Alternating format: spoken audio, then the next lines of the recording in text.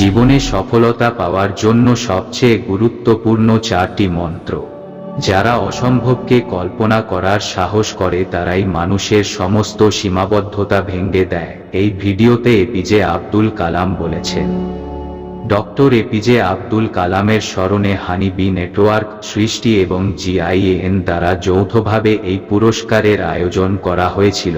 প্রতিযোগিতাটি 12 শ্রেণী পর্যন্ত বা 18 বছর বয়সী শিশুদের জন্য ছিল।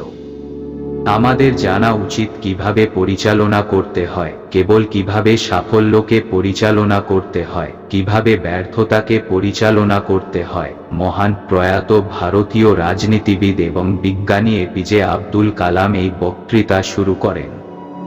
তিনি ব্যাখ্যা করেন যে জীবনের প্রতিটি ক্ষেত্রে একজনকে অসংখ্য চ্যালেঞ্জের মুখোমুখি হতে হয় এবং তাই সমস্যাটিকে তাদের অধিনায়ক না করে সমস্ত প্রতিকূলতাকে পরাজিত করতে এবং সফল হওয়ার জন্য একজনকে নিজের অধিনায়ক হতে হবে।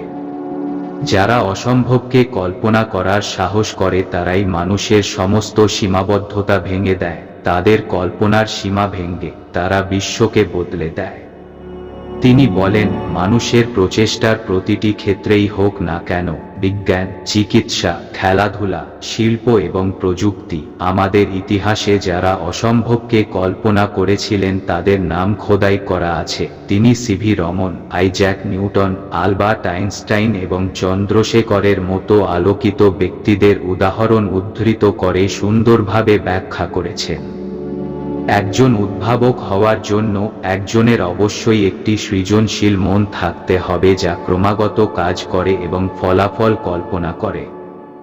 ভারতের প্রাক্তন রাষ্ট্রপতি অধ্যাপক মহাকাশ প্রকৌশলী জীবনে সফল হওয়ার 4টি মন্ত্র শেয়ার করেছেন। আমার বড় লক্ষ্য থাকবে, আমি ক্রমাগত জ্ঞান অর্জন করব, আমি কঠোর পরিশ্রম করব এবং আমি অধ্যবসায় করব এবং সফল হব। বন্ধুরা, ভালো লাগলে ভিডিওটি লাইক, কমেন্ট ও সাবস্ক্রাইব করুন। ধন্যবাদ।